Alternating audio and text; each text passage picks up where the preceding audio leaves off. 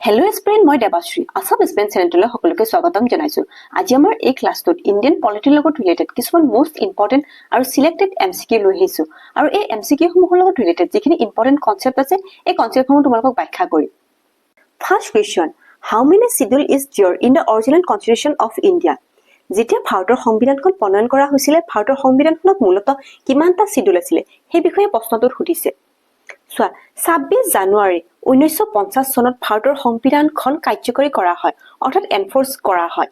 আৰু এই ভাৰতৰ সংবিধানখন যেতিয়া এনফৰ্চেবল হয়, তেতিয়া মূলতঃ পাৰ্ট আছিলে তোমাৰ 22টা, শিডিউল আছিলে তোমাৰ 8টা, আৰু আৰ্টিকেল আছিলে তোমাৰ 395টা। এতিয়া বৰ্তমান ভাৰতৰ সংবিধানখনত পাৰ্ট আছে তোমাৰ 25টা, শিডিউল আছে তোমাৰ 12টা, আৰু আৰ্টিকেল আছে তোমাৰ 448টা। আৰু এটা কথা মনত ৰাখিবা, আমাৰ ভাৰতৰ সংবিধানখন 26 নৱেম্বৰ 1949ত গৃহীত কৰা হয়, আৰু 26 জানুৱাৰী 1950 চনৰ পৰা ইয়াক এনফৰ্চ কৰা হয়, অৰ্থাৎ তোমাৰ কাৰ্যকৰী কৰা হয়। এই দুটা তোমাৰ বেলেগ বেলেগ question. Second question, from which country has the provision of single citizenship in the Indian Constitution been taken? অৰ্থাৎ ভাৰতীয় সংবিধানত একক নাগৰিকত্ব ব্যৱস্থাটো কোনখন দেশৰ সংবিধানৰ পৰা লোৱা হৈছে? আমাৰ ভাৰতৰ সংবিধানখন যেতিয়া প্ৰণয়ন কৰা হৈছিলে, এই প্ৰণয়ন কৰাৰ সময়ত বিশ্বৰ বিভিন্ন দেশৰ সংবিধানৰ পৰা কিছুমান মূল আদৰ্শসমূহৰ দ্বাৰা অনুপ্ৰাণিত হৈ তাৰ পৰা কিছুমান কনচেপ্ট আমাৰ ভাৰতৰ সংবিধানত সন্মিষ্ট কৰিছে। সিংগল চিটিজেনশ্বিপ এই কনচেপ্টটো আমাৰ ভাৰতৰ সংবিধানে ব্ৰিটেইনৰ পৰা এডপ্ট কৰিছিলে। সিংগল চিটিজেনশ্বিপ, এই সিংগল চিটিজেনশ্বিপৰ কনচেপ্টটো কি হয়? যদি কোনো এজন ব্যক্তিয়ে আমাৰ ভাৰতৰ নাগৰিকত্ব লাভ কৰিছে, ভাৰতৰ নাগৰিকত্ব লাভ কৰাৰ পিছত তেখেতে যদি বেলেগ এখন দেশত গৈ কিনে ছেটেল হয়, অৰ্থাৎ আমেৰিকা বা ৰাছিয়া যিকোনো এখন দেশত গৈ তেখেতে ছেটেল হয়, আৰু তাৰে যদি নাগৰিকত্ব লাভ কৰিছে, তেতিয়াহ'লে ভাৰতৰ নাগৰিকত্বখন তেখেতে অট'মেটিকলি ডিছল্ভ হৈ যাব, অৰ্থাৎ এখনহে নাগৰিকত্ব লাভ কৰিব। তাকে তোমাৰ সিংগল চিটিজেনশ্বিপ বুলি কোৱা হয়। আৰু এই বাকী দেশসমূহৰ পৰা আমি কি কি এডপ্ট কৰিছো সেইখিনি অকণমান জানি লওঁ। ইণ্ডিপেণ্ডেণ্ট অফ জুৰিডিকশ্যন এই কনচেপ্টটো আমি আমেৰিকাৰ সংবিধানৰ পৰা গ্ৰহণ কৰিছো। ইণ্ডিপেণ্ডেণ্ট অফ জুৰিডিকশ্যন মানে কি হয়? ন্যায়পালিকাই নিজৰ কাৰ্যক্ষেত্ৰত সম্পূৰ্ণৰূপে স্বাধীন হয়, অৰ্থাৎ সুপ্ৰিম কোৰ্টে যদি কিবা এটা জাজমেণ্ট দিয়ে, সেই ডিচিশ্যনটোৰ ওপৰত মাত মতা অধিকাৰ কাৰো নাই। পাৰ্লিয়ামেণ্টে হওক বা তোমাৰ চৰকাৰেই হওক সুপ্ৰিম কোৰ্টৰ ডিচিশ্যনত হস্তক্ষেপ কৰিব নোৱাৰে, অৰ্থাৎ ইণ্ডিপেণ্ডেণ্ট অফ জুৰিডিকশ্যন হয়। এই কনচেপ্টটো আমি আমেৰিকাৰ সংবিধানৰ পৰা এডপ্ট কৰিছো। তাৰ ওপৰত supreme court, preamble, joint sitting of the both the house এই কনচেপ্টসমূহ আমি আমেৰিকাৰ সংবিধানৰ পৰা আমি গ্ৰহণ কৰিছো। এই joint sitting of both the house মানে কি হয়? যেতিয়া কিবা এটা পৰিস্থিতিত ৰাজ্যসভা আৰু লোকসভাৰ দুয়োখন হাউচে একেলগে লগ হৈ কিনে এটা ডিচিশ্যন গ্ৰহণ কৰিব পাৰে, তাকে তোমাৰ জইণ্ট চিটিং বুলি কোৱা হয়। এই কনচেপ্টটো আমি আমেৰিকাৰ সংবিধানৰ পৰা আমি এডপ্ট কৰিছো। ৰাছিয়াৰ সংবিধানৰ পৰা আমি 5-year প্লেন, ফাণ্ডামেণ্টেল ডিউটি এই কনচেপ্টসমূহ আমি গ্ৰহণ কৰিছো। 5-year প্লেন আৰু ফাণ্ডামেণ্টেল ডিউটি এই কনচেপ্টটো লৈছো আমি ৰাছিয়াৰ সংবিধানৰ পৰা। জাৰ্মানীৰ সংবিধানৰ পৰা আমাৰ ডিউৰিং দ্য নেশ্যনেল ইমাৰ্জেঞ্চি আমাৰ সকলো ধৰণৰ ফাণ্ডামেণ্টেল ৰাইটসমূহ ছাছপেণ্ড হয়। এই কনচেপ্টটো আমি জাৰ্মানীৰ সংবিধানৰ পৰা আমি গ্ৰহণ কৰিছো। কিন্তু আৰ্টিকেল 21টো, এই আৰ্টিকেল 21টো হৈছে তোমাৰ right to life and personal liberty.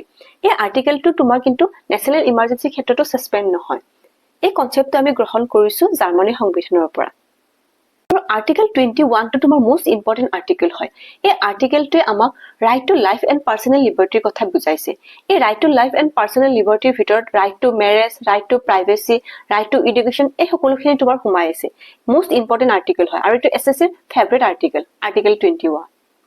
আৰু এটা কথা মনত ৰাখিবা, ফাণ্ডামেণ্টেল ৰাইটটো আমি গ্ৰহণ কৰিছো আমেৰিকাৰ সংবিধানৰ পৰা, কিন্তু ফাণ্ডামেণ্টেল ডিউটিটো আমি গ্ৰহণ কৰিছো ৰাছিয়াৰ সংবিধানৰ পৰা। ফাণ্ডামেণ্টেল ডিউটিটো আহিছে ৰাছিয়াৰ পৰা, ৰাইটটো আহিছে তোমাৰ আমেৰিকাৰ পৰা। এই চ'ৰ্চসমূহৰ বিষয়ে তোমালোকে অকণমান হ'লেও থুলমূলকৈ জানিবলৈ চেষ্টা কৰিবা, ইয়াৰ পৰা বিভিন্ন কুৱেশ্যনবিলাক আহি থাকে। Question number 3, who has the right to remove the president of India from his post? অৰ্থাৎ ভাৰতৰ ৰাষ্ট্ৰপতিজনক তেখেতৰ পদৰ পৰা অৱসৰ কৰাৰ অধিকাৰ কাৰ হাতত আছে? ভাৰতৰ সংবিধানত আৰ্টিকেল 61ত ৰাষ্ট্ৰপতিৰ ইম্পিচমেণ্টৰ কথা উল্লেখ কৰা আছে। এই ৰাষ্ট্ৰপতিক জানো কেনেকে ইম্পিচমেণ্ট কৰিব পাৰি? ৰাষ্ট্ৰপতিজন যদি কিছুমান অসাংবিধানিক বা তোমাৰ আনকনষ্টিটিউচনেল এক্টিভিটিৰ লগত ৰিলেটেড হয়, তেতিয়াহ'লে যিকোনো এখন সদনত আইডাৰ লোকসভা হ'ব পাৰে বা ৰাজ্যসভা হ'ব পাৰে যিকোনো এখন সদনত যদি দাবী উত্থাপন কৰে যে ৰাষ্ট্ৰপতিজনক অৱসৰ গ্ৰহণ কৰিব লাগে বা তেখেতৰ পদৰ পৰা পদচ্যুত কৰিব লাগে তেতিয়াহলে ভোট গ্ৰহণ কৰা হয় আৰু এই অৱসৰ গ্ৰহণ কৰাৰ এই প্ৰক্ৰিয়াটোক তোমাৰ ইমপিচমেন্ট বুলি কোৱা হয় এইটো আৰ্টিকেল 61ত তোমাৰ উল্লেখ কৰা আছে অৰ্থাৎ তোমাৰ এই কুৱেশ্যনটোৰ এনসাৰটো হ'ল তোমাৰ পাৰ্লিয়ামেন্টৰ যিকোনো এখন সদন আইডাৰ লোকসভা হ'ব পাৰে বা আইডাৰ ৰাজ্যসভা হ'ব পাৰে Question number 4. Who is the chairman of the Rajya Sabha? অর্থাৎ ৰাজ্যসভাৰ অধ্যক্ষ কোন হয় এই কুৱেশ্যনটোৰ এনসাৰটো হ'ল তোমাৰ vice president is the x chairman of the ৰাজ্য আৰু ইয়াৰ লগত ৰিলেটেড দুটামান কথা তোমালোকে মনত ৰাখা আমাৰ ভাৰতৰ প্ৰেসিডেন্টজনে শপত গ্ৰহণ কৰে তোমাৰ সুপ্ৰিম কোৰ্টৰ চিফ জাষ্টিছৰ আগত কিন্তু প্ৰেসিডেন্টজনে তেখেতৰ যদি ৰেজিগনেশ্যন দিব বিচাৰে কিন্তু এই ৰেজিগনেশ্যনখন তেখেতে সাবমিট কৰিব লাগিব ভাইচ প্ৰেসিডেন্টৰ আগত ৰাজ্যসভাৰ তোমাৰ চেয়াৰমেন হ'ল তোমাৰ ভাইচ প্ৰেসিডেন্ট আৰু লোকসভাৰ চেয়াৰমেনজন হ'ল তোমাৰ স্পিকাৰ এই কথাটো তোমালোকে মনত ৰাখিবা লোকসভাৰ কিন্তু স্পিকাৰ হয় এটৰ্নি জেনেৰেল অফ ইণ্ডিয়া আৰ্টিকেলটো হৈছে তোমাৰ 76 আৰু এই এটৰ্নি জেনেৰেল অফ ইণ্ডিয়া জনে হৈছে তোমাৰ হাইয়েষ্ট ল অফিচাৰ অফ দা কাউন্ট্ৰি আৰু এই প্ৰাইম মিনিষ্টাৰৰ আৰ্টিকেলটো হৈছে তোমাৰ 75 আৰু এই 75ত উল্লেখ কৰা আছে যে prime minister is one who is appointed by the president অৰ্থাৎ প্ৰেসিডেন্টে তোমাৰ এই প্ৰাইম মিনিষ্টাৰজনক তোমাৰ এপইন্ট কৰে আৰ্টিকেল 75ত উল্লেখ কৰা আছে আৰু প্ৰেসিডেন্টৰ আৰ্টিকেলটো কিমান হয় প্ৰেসিডেন্টৰ আৰ্টিকেলটো হৈছে তোমাৰ 52 এই 52 আৰ্টিকেলত লিখা আছে there shall be a president of India অৰ্থাৎ ভাৰতত এজন প্ৰেসিডেন্ট হ'ব লাগিব আৰু এই প্ৰেসিডেন্টজনক তোমাৰ ফাৰ্ষ্ট সিটিজেন অফ ইণ্ডিয়া বুলি কোৱা হয় article 52 related to president Question number 5. What should be the minimum age to become the Prime Minister of India? অৰ্থাৎ ভাৰতৰ প্ৰধানমন্ত্ৰী হ'বলৈ হলে তেখেতৰ নিম্নতম বয়স কিমান হ'ব লাগিব প্ৰধানমন্ত্ৰী হ'বলৈ হলে তেখেতে যিকোনো এখন সদনৰ আইদাৰ তোমাৰ লোকসভা হওক বা ৰাজ্যসভা হওক যিকোনো এখন সদনৰ তেখেত মেম্বাৰ হ'ব লাগিব যদি লোকসভাৰ মেম্বাৰ হয় তেখেতৰ নিম্নতম বয়স 25 ইয়াৰ্ছ হ'ব লাগিব আৰু ৰাজ্যসভাৰ মেম্বাৰজন হ'বলৈ হলে মিনিমাম তোমাৰ 30 ইয়াৰ্ছ হ'ব লাগিব তেতিয়াহে তেখেত এলিজিবল হ'ব প্ৰধানমন্ত্ৰীৰ কাৰণে আৰু প্ৰেসিডেন্টৰ তোমাৰ নিম্নতম বয়স কিমান হ'ব লাগিব এজন প্ৰেসিডেন্ট হ'বৰ বাবে তেখেতৰ নিম্নতম বয়স 35 ইয়াৰ্ছ হ'ব লাগিব লোকসভাৰ মেম্বাৰজন হ'বৰ বাবে 25 ইয়াৰ্ছ ৰাজ্যসভাৰ মেম্বাৰজন হ'বৰ বাবে 30 ইয়াৰ্ছ আৰু প্ৰেসিডেন্টৰ বয়সৰ বাবে তোমাৰ 35 ইয়াৰ্ছ এই তিনটা তোমাৰ মনত ৰাখিবা দেই বহুত ইম্পৰ্টেন্ট হয় Question number 6 How long a person should be practiced in the High Court in to be eligible to be a appointment as the judge of Supreme Court of India এই কুৱেশ্যনটো তোমাৰ এটোৱে কৈছে যে সুপ্ৰিম কোৰ্টৰ এজন জাজ হ'বলৈ হলে হাই কোৰ্টত কিহেতে কিমান দিন প্ৰেক্টিছ কৰিব লাগিব সুপ্ৰিম কোৰ্টৰ জাজ এজন হ'বলৈ হলে এজন পাৰ্সনে হাই কোৰ্টত minimum 10 years as a lawyer বা এডভোকেট হিচাপত তেখেতে প্ৰেক্টিছ কৰিব লাগিব আৰু এজ এ তোমাৰ জাজ হিচাপত মিনিমাম 5 ইয়াৰ্ছ তেখেতে প্ৰেক্টিছ কৰিব লাগিব জাজ হলে তোমাৰ 5 ইয়াৰ্ছ আৰু এডভোকেট বা লয়াৰ হলে তেখেতে 10 ইয়াৰ্ছ সাৰ্ভ কৰিব লাগিব তেতিয়াহে তেখেত এলিজিবল হ'ব সুপ্ৰিম কোৰ্টৰ তোমাৰ জাজ হ'বলৈ Question number 7. By which amendment Delhi was designed as the National Capital Territory? Question কি কৈছে তোমাৰ কোনটো এমেন্ডমেন্টৰ জৰিয়তে দিল্লীখনক আমাৰ নেশনেল ক্যাপিটাল টেৰিটৰি হিচাপত ডিক্লেয়াৰ কৰা হৈছিল কোনটো এমেন্ডমেন্টৰ 69 এমেন্ডমেন্টৰ জৰিয়তে দিল্লীখনক তোমাৰ নেশনেল ক্যাপিটাল টেৰিটৰি হিচাপত ডিক্লেয়াৰ কৰা হৈছিল এটো কিন্তু বহুত ইম্পৰ্টেন্ট কোৱেশ্চন হয় দে এসএসসিত মই বহুতবাৰ দেখিছো 69 এমেন্ডমেন্টৰ জৰিয়তে দিল্লীখনক তোমাৰ ক্যাপিটাল টেৰিটৰি হিচাপত ডিক্লেয়াৰ কৰা হৈছিল কিমান চনত আমাৰ দিল্লীখন ৰাজধানী হিচাপত ঘোষণা কৰা হয় 1911 চনত 1911 চনত তোমাৰ দিল্লীখন ক্যাপিটাল হিচাপত ঘোষণা কৰা হয় এটো তোমাৰ দিল্লী দৰবাৰ বুলি কোৱা হয় যেতিয়া আমি মডাৰ্ন হিষ্ট্ৰীটো পঢ়িম তেতিয়া আমি গম পাম যে 1911 চনত দিল্লীখনক তোমাৰ ক্যাপিটাল হিচাপত ঘোষণা কৰা হয় Question number 8 Who appointed the Council of Minister of the Prime Minister এই প্ৰাইম মিনিষ্টাৰ হ'ব প্ৰাইম মিনিষ্টাৰৰ মন্ত্ৰীমণ্ডলে হওক এই গুটেখিনিক তোমাৰ প্ৰেসিডেন্টে এপইন্ট কৰে প্ৰেসিডেন্টে তোমাৰ প্ৰাইম মিনিষ্টাৰ আৰু প্ৰাইম মিনিষ্টাৰৰ মন্ত্ৰীমণ্ডল যিখিনি আছে সেই গুটেখিনিক এই প্ৰেসিডেন্টে এপইন্ট কৰে Question number 9 The pocket veto is the power of whom এই পকেট ভিটো পাৱাৰটো তোমাৰ কাৰ হাতত থাকে পকেট ভিটো সাসপেনশন ভিটো এবসলিউট ভিটো এই গুটেসমূহ তোমাৰ ক্ষমতা হ'ল তোমাৰ প্ৰেসিডেন্টৰ এই পকেট ভিটো মানে কি হয় যেতিয়া তোমাৰ বিল এখন সদনত উত্থাপন কৰা হয় এই সদনত উত্থাপন কৰাৰ পিছত বিলখন অনুমোদনৰ বাবে প্ৰেসিডেন্টৰ হাতত পঠোৱা হয় প্ৰেসিডেন্টে তেতিয়া কি কৰিব পাৰে বিলখনক তোমাৰ কোনো ধৰণৰ ৰায় বা মতামত বা সিগনেচাৰ নকৰাকৈ তেখেতৰ পকেটৰ ভিতৰত সেই বিলখন সোমাই থব পাৰে আৰু এই বিলখনকে তোমাৰ পকেট ভিটো বুলি কোৱা হয় অৰ্থাৎ কোনো ধৰণৰ ৰায় তেখেতে প্ৰদান নকৰে এই পকেট ভিটোৰ ক্ষেত্ৰত প্ৰেচিডেণ্টৰ এই পকেট ভিটো পাৱাৰটো জবাববিহীন হয় অৰ্থাৎ তেখেতে কাকো এনসাৰ দিব নালাগে Question number 10 From which fundamental right has been removed from the list of fundamental right অৰ্থাৎ ভাৰতৰ মৌলিক অধিকাৰ তালিকাৰ পৰা কোনটো অধিকাৰক তোমাৰ আঁতৰোৱা হৈছিল যেতিয়া আমাৰ ভাৰতৰ সংবিধানখন প্ৰণয়ন কৰা হৈছিল তেতিয়া অৰিজিনেল তোমাৰ 7টা তোমাৰ ফান্ডামেন্টাল ৰাইট আমাৰ সংবিধানত উল্লেখ কৰা আছিল কিন্তু আৰু এই ফান্ডামেন্টাল ৰাইটৰ আৰ্টিকেলসমূহ কিমান হয় তোমাৰ 12 ৰ পৰা তোমাৰ 35 লৈকে আমাৰ ফান্ডামেন্টাল ৰাইটসমূহ আমাৰ সংবিধানত উল্লেখ কৰা আছে এই 31 আৰ্টিকেলটো এই 31 আৰ্টিকেলটোত কি বুজাইছে ৰাইট টু প্ৰপাৰ্টি এই ৰাইট টু প্ৰপাৰ্টি আৰ্টিকেলটো তোমাৰ এই ফান্ডামেন্টাল ৰাইটৰ পৰা ৰিমুভ কৰি কিনে এটো তোমাৰ লিগ্যাল ৰাইট হিচাপত তোমাৰ সন্নিবিষ্ট কৰা হৈছে আৰু লিগ্যাল ৰাইট হিচাপত তোমাৰ 308 তোমাৰ এতিয়া বৰ্তমান সন্নিবিষ্ট কৰা হৈছে এটো তোমাৰ ফান্ডামেন্টাল ৰাইট নহয় এটো লিগ্যাল ৰাইট হয় ৰাইট টু প্ৰপাৰ্টি আৰু এই ফান্ডামেন্টাল ৰাইট সমূহক আমাৰ মেগনা কাৰ্টা অফ ইণ্ডিয়া বুলি কোৱা হয় এটো তোমালোকে মনত ৰাখিবা দে ফান্ডামেন্টাল ৰাইটকে তোমাৰ মেগনা কাৰ্টা অফ ইণ্ডিয়া বুলি কোৱা হয় আৰু এই ফান্ডামেন্টাল ৰাইটৰ তোমাৰ কনসেপ্ট আমি ক'ৰ পৰা এডাপ্ট কৰিছো এটো আমাৰ আমেৰিকাৰ সংবিধানৰ পৰা আমি এডাপ্ট কৰিছো ফান্ডামেন্টাল ৰাইটটো আৰু ফান্ডামেন্টাল ডিউটিটো আমি লৈছো ৰাছিয়াৰ সংবিধানৰ পৰা ৰাইট টু ফ্ৰীডম এই ৰাইট টু ফ্ৰীডমৰ আৰ্টিকেল হৈছে তোমাৰ 19 ৰ পৰা 22 লৈকে আৰু right to equality year article হৈছে তোমাৰ 14 ৰ পৰা 18 লৈকে এই পাঁচটা গেপত মানে গুটে আৰ্টিকেল খিনি আছে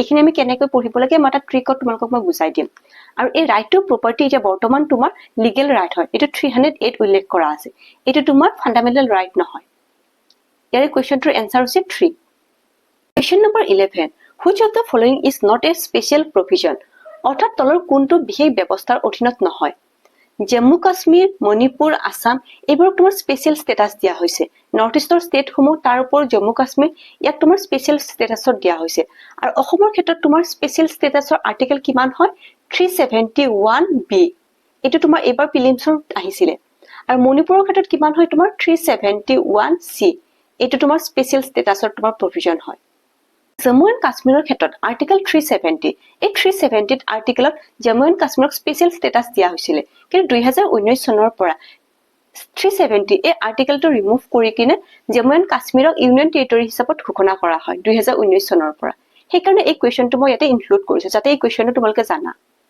Question number 12 Who said Article 32 is the soul of the Indian Constitution অৰ্থাৎ আৰ্টিকেল 32 ভাৰতৰ সংবিধানৰ আত্মা বুলি কোনে অভিহিত কৰিছে ডক্টৰ বি আৰ আম্বেদকাৰে আৰ্টিকেল 32 ভাৰতৰ সংবিধানৰ আত্মা বুলি কৈছে আৰ্টিকেল 32 হৈছে তোমাৰ কনস্টিটিউশনাল ৰেমেডি এই আৰ্টিকেলটো তোমাৰ মোস্ট ইম্পৰ্টেন্ট আৰ্টিকেল বুলি তোমাৰ ডক্টৰ বি আৰ আম্বেদকাৰে কৈছে এই আৰ্টিকেল 32 তোমাৰ মোস্ট ইম্পৰ্টেন্ট এই কাৰণে হয় যে আমাৰ ভাৰতৰ সংবিধানখনত নাগৰিকসকলক কিছুমান মৌলিক অধিকাৰ প্ৰদান কৰিছে কিন্তু এই মৌলিক অধিকাৰসমূহ যেতিয়া ভাইলেট হয় বা তোমাৰ খণ্ডন হয় তেওঁলোকে ক'ত যাব এই মৌলিক অধিকাৰসমূহ যাতে খৰ্ব নহয় বা তোমাৰ খণ্ডন কৰা নহয় তাৰ কাৰণে ভাৰতৰ সংবিধানখনত আৰ্টিকেল 32ত এটোই বুজাইছে যে মৌলিক অধিকাৰসমূহ ৰক্ষা কৰিব লাগে আৰু এই মৌলিক অধিকাৰসমূহ ৰক্ষা কৰাৰ কাৰণে তেখেতে আদালতৰ দৰৱাজা খটখটাব পাৰে অৰ্থাৎ নাগৰিকসকলে আদালতৰ ওচৰত যাব পাৰে আৰ্টিকেল 32 আমাক এটোই বুজাইছে কনস্টিটিউশনাল ৰেমেডি 32 ৰ আন্ডাৰত সুপ্ৰিম কোৰ্টত তেখেতে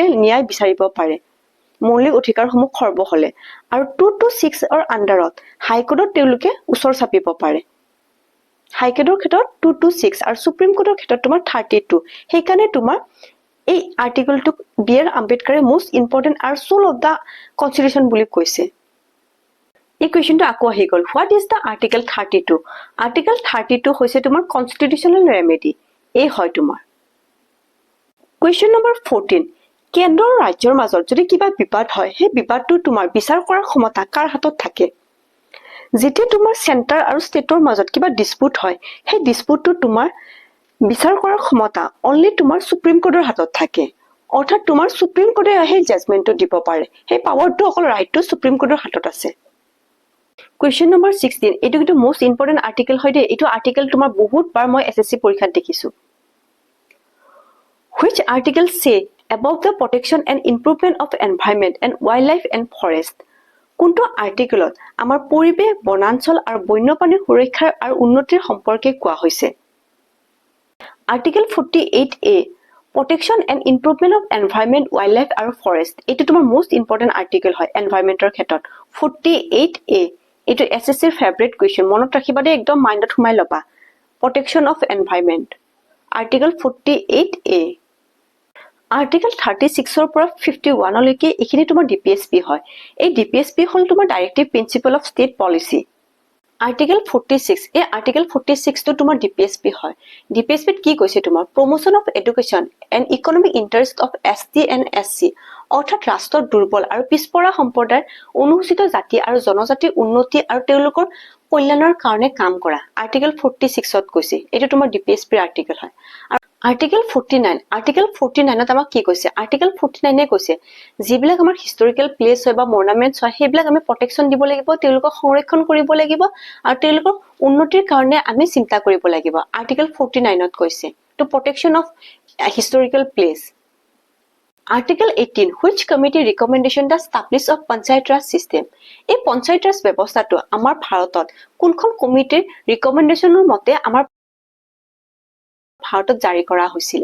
সেইখন হ'ল তোমাৰ বলৱন্ত ৰায় মেহতা কমিটি। এই বলৱন্ত ৰায় মেহতা কমিটিৰ মতেৰে আমাৰ পঞ্চায়ত ৰাজ ব্যৱস্থাটো আমাৰ ভাৰতত, এই পঞ্চায়ত ৰাজ ব্যৱস্থাটো ভাৰতৰ কোনখন ষ্টেটত প্ৰথম তোমাৰ এডপ্ট কৰিছিলে?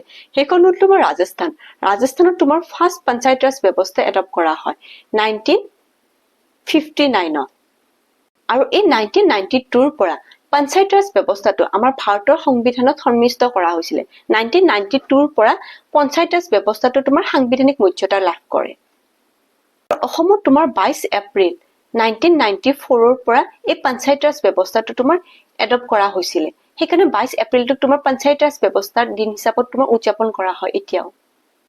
Who is known as the first citizen of India? প্ৰেচিডেণ্টক তোমাৰ ফাৰ্ষ্ট চিটিজেন অফ ইণ্ডিয়া বুলি কোৱা হয়, president. Which state firstly established the panchayat raj system? অলপ আগতে মই যে ক'লো ৰাজস্থান, এই ৰাজস্থানত তোমাৰ ফাৰ্ষ্ট পঞ্চায়ত ৰাজ ব্যৱস্থাটো তোমাৰ এডপ্ট কৰিছিলে।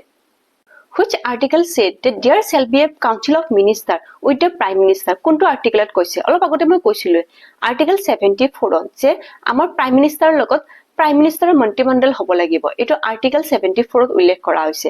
আৰু প্ৰাইম মিনিষ্টাৰৰ আৰ্টিকেল কিমান হয়? 75। এইবিলাক মোষ্ট ইম্পৰ্টেণ্ট আৰ্টিকেল হয়, ৰিপিটেড কুৱেশ্যন হয়। আৰ্টিকেল 61, আৰ্টিকেল 61 প্ৰেচিডেণ্টৰ ইম্পিচমেণ্টৰ কথা কৈছে। Which one is known as the pupil house? এই পিউপিল হাউচ বুলি কাক কোৱা হয়? এই লোকসভাক তোমাৰ পিউপিল হাউচ বা তোমাৰ নিম্ন সদন বা তোমাৰ লোৱাৰ হাউচ বুলি কোৱা হয়, লোকসভাক। আৰু এই লোকসভাৰ আৰ্টিকেল কিমান হয় তোমাৰ? আৰ্টিকেল 81। এইটো হ'ল তোমাৰ লোকসভাৰ লগত ৰিলেটেড আৰ্টিকেল। আৰু লোকসভাৰ তোমাৰ সদস্য হ'বলৈ মিনিমাম কিমান এজ লাগিব? 25 years লাগিব। আৰ্টিকেল 82 তোমাৰ ৰিলেটেড টু ৰাজ্যসভা। ৰাজ্যসভাৰ আৰ্টিকেলটো 80 হয়। আৰু এই ৰাজ্যসভাক তোমাৰ আপাৰ হাউচ বুলি কোৱা হয়। লোকসভাৰ আৰ্টিকেল তোমাৰ 81 আৰু ৰাজ্যসভাৰ article 80। Which article says there shall be a parliament? কোনটো আৰ্টিকেলত কৈছে যে এখন পাৰ্লিয়ামেণ্ট হ'ব লাগিব? এইটো আৰ্টিকেল 79ত কৈছে। এইকেইটা তোমাৰ ওচৰা ওচৰি আৰ্টিকেল। আৰ্টিকেল 79 তোমাৰ পাৰ্লিয়ামেণ্ট, আৰ্টিকেল 80 তোমাৰ ৰাজ্যসভা আৰু আৰ্টিকেল 81 তোমাৰ লোকসভা। এইকেইটা তোমাৰ ওচৰা ওচৰি আৰ্টিকেল হয়। আৰু এই গোটেইখিনিকে তোমাৰ পাৰ্লিয়ামেণ্ট বুলি কোৱা হয়। লোকসভা, ৰাজ্যসভা, প্ৰেচিডেণ্ট এই গোটেইখিনিক মিলাই কিনে তোমাৰ পাৰ্লিয়ামেণ্ট বুলি কোৱা হয়। Question number 25, in which year the panchayat raj system integrate? কিমান চনত আমাৰ পঞ্চায়ত ৰাজ ব্যৱস্থাটো তোমাৰ ভাৰতত আহিছিলে? অকমান আগতে কৈছিলো যে 1959ত আমাৰ এই পঞ্চায়ত ৰাজ ব্যৱস্থাটো আমাৰ ভাৰতত আহিছিলে। আৰু সাংবিধানিক মৰ্যাদা লাভ কৰে 1992ৰ পৰা। আৰু প্ৰথমখন তোমাৰ ষ্টেট আছিলে পঞ্চায়ত ৰাজ ব্যৱস্থাটো এডপ্ট কৰা Rajasthan. Which one is known as the permanent body of parliament? পাৰ্লিয়ামেণ্টটো মই অকমান আগতে ক'লো যে পাৰ্লিয়ামেণ্টটো আমাৰ কিহেৰে গঠিত হৈছে? লোকসভা, ৰাজ্যসভা আৰু প্ৰেচিডেণ্ট মিলি কিনে আমাৰ পাৰ্লিয়ামেণ্ট গঠন কৰা হৈছে। পাৰ্লিয়ামেণ্টৰ আৰ্টিকেল তোমাৰ 79। আৰু এই পাৰ্লিয়ামেণ্টত তোমাৰ ৰাজ্যসভাক তোমাৰ পাৰ্মানেণ্ট হাউচ বুলি কোৱা হয়। লোকসভা তোমাৰ প্ৰত্যেক 5 বছৰৰ মূৰে মূৰে ডিছল্ভ হয় আৰু নতুনকৈ তোমাৰ ইলেকশ্যন কণ্ডাক্ট হয়। কিন্তু ৰাজ্যসভা তোমাৰ কেতিয়াও ডিছল্ভ নহয়। 2/3 অফ দ্য মেম্বাৰ প্ৰত্যেক 2 বছৰৰ মূৰে মূৰে ইয়াৰ ৰিটায়াৰমেণ্ট লয়। সেইকাৰণে তোমাৰ ৰাজ্যসভা কেতিয়াও তোমাৰ ডিছল্ভ কৰা নহয়। সেইকাৰণে ইয়াক পাৰ্মানেণ্ট বডি বুলি কোৱা হয় ৰাজ্যসভাক। The speaker of Lok Sabha is elected by whom? লোকসভাৰ তোমাৰ স্পীকাৰজনক কোনে নিৰ্বাচন কৰে? লোকসভাৰ তোমাৰ মেম্বাৰসকলে এই স্পীকাৰজনক তোমাৰ নমিনেট কৰে বা তেখেতক নিৰ্বাচন কৰে। আৰু লোকসভাৰ তোমাৰ স্পীকাৰ হ'বলৈ হ'লে তেখেতে তেওঁলোক নিজৰ পাৰ্টিটোক পদত্যাগ কৰিব নালাগে। পাৰ্টিত থাকিয়ে তেখেতে স্পীকাৰৰ পদ গ্ৰহণ কৰে। অৰ্থাৎ যোনজন পাৰ্টি তোমাৰ সংখ্যাগৰিষ্ঠতা লাভ কৰে সেই সংখ্যাগৰিষ্ঠ দলৰ সদস্যসকলে এই স্পীকাৰজনক তোমাৰ নিৰ্বাচন কৰে। নিজৰ তোমাৰ সদস্যসকলৰ মাজৰে পৰা এই লোকসভাৰ মেম্বাৰ এজনে এই স্পীকাৰজনক তোমাৰ নমিনেট কৰি কিনে তেখেতক ইলেক্ট কৰে। লোকসভাৰ স্পিকাৰজনে তেখেতৰ ৰেজিগনেশ্যন কাৰ হাতত জমা দিয়ে ডেপুটি স্পিকাৰৰ হাতত তেখেতৰ ৰেজিগনেশ্যনখন তেখেতে জমা দিয়ে who is the chairman of the নীতি আয়োগ প্ৰাইম মিনিষ্টাৰ তোমাৰ নীতি আয়োগৰ চেয়াৰমেন হয় 1951ৰ পৰা আমাৰ প্লেনিং কমিশ্যন আছিল এই প্লেনিং কমিশ্যনে আমাৰ সকলো ধৰণৰ প্লেনিংসমূহ এক্সিকিউট কৰিছিল কিন্তু 2015 চনত যেতিয়া মোদী চৰকাৰ আহিছিল এই মোদী চৰকাৰে আমাৰ প্লেনিং কমিশ্যনটো সম্পূৰ্ণৰূপে ডিছলভ কৰি কিনে তাৰ ঠাইত এই নীতি আয়োগটো তোমাৰ গঠন কৰে আৰু নীতি আয়োগটো তোমাৰ সেইকাৰণে থিংক ট্যাঙ্ক বুলি কোৱা হয় নীতি আয়োগটো তোমাৰ কিন্তু নন ষ্টেটুটৰী বডি হয় এই নীতি আয়োগটো তোমাৰ নন ষ্টেটুটৰী বডি বুলি কিয় কৰা হয় নন ষ্টেটুটৰী বডি মানে তোমাৰ পাৰ্লিয়ামেন্টৰ এক্টৰ জৰিয়তে এই নীতি আয়োগটো তোমাৰ গঠন কৰা হোৱা নাই চাগে জানা আমাৰ ভাৰতত যিবিলাক সংস্থা আছে এই সংস্থাসমূহক কিছুমানক তোমাৰ কনষ্টিটিউচনেল বডি বুলি কোৱা হয় কিছুমানক তোমাৰ ষ্টেটুটৰী বডি বুলি কোৱা হয় কিছুমানক নন ষ্টেটুটৰী বডি বুলি কোৱা হয় এটা সাংবিধানিক সংস্থা বা কনষ্টিটিউচনেল বডি বুলি কাক কোৱা হয় যিবিলাক তোমাৰ ভাৰতৰ সংবিধানত উল্লেখ কৰা আছে যেনে তোমাৰ ফাইনেন্স কমিশ্যন এই ফাইনেন্স কমিশ্যনৰ আৰ্টিকেল কিমান হয় তোমাৰ 280 এই 280 আৰ্টিকেলত আমাৰ ভাৰতৰ সংবিধানত ফাইনেন্স কমিশ্যনটো উল্লেখ কৰা আছে সেইকাৰণে এই ফাইনেন্স কমিশ্যনটোক তোমাৰ সাংবিধানিক সংস্থা বা তোমাৰ কনষ্টিটিউচনেল অৰ্গানাইজেশ্যন বুলি কোৱা হয় কিন্তু তোমাৰ এই নীতি আয়োগটো তোমাৰ কোনো ধৰণৰ বিল বা তোমাৰ এক্টৰ জৰিয়তে ইয়াক গঠন কৰা হোৱা নাই সেইকাৰণে এইটো তোমাৰ নন ষ্টেটুটৰী বডি বুলি কোৱা হয় এই এপিএছচিৰ পৰীক্ষাৰ পেপাৰখন চালে তোমালোকে দেখিবা চাগে তাতে তোমাৰ কনষ্টিটিউচনেল বডি সাংবিধানিক সংস্থা বা তোমাৰ ষ্টেটুটৰী বডি নন ষ্টেটুটৰী অৰ্গানাইজেশ্যন কি বিলাক হয় সেইকাৰণে তোমালোকে জানাৰ কাৰণে মই ইমানখিনি তোমালোকক ব্যাখ্যা কৰিছো আজি এই ভিডিওটো মই ইয়াতে সমাপ্ত কৰিছো তোমালোকক 30টা কোৱেশ্চন দিছো উইথ কনসেপ্ট আৰু প্ৰিভিয়াস ক্লাছ বিলাকত মই বেলেগ ধৰণৰ তোমাৰ কোৱেশ্চন বিলাক আনিবলৈ চেষ্টা কৰিম আৰু মোৰ এই ভিডিও বিলাক তোমালোকে চাই থাকিবা আৰু মোক সাবস্ক্ৰাইব লাইক আৰু কমেন্ট কৰিবা আৰু ৰিগাৰ্ডিং দা ক্লাছ কিবা যদি তোমালোকৰ ডাউট থাকে তেতিয়াহলে মোক কমেন্ট কৰিবা আৰু মোক স্পেশালি তোমালোকে মেছেজ কৰিব পাৰা আজিলৈকে ইয়াতে সমাপ্ত কৰিছো মোৰ চেনেলটোক লাইক আৰু সাবস্ক্ৰাইব কমেন্ট কৰিবা থৈছো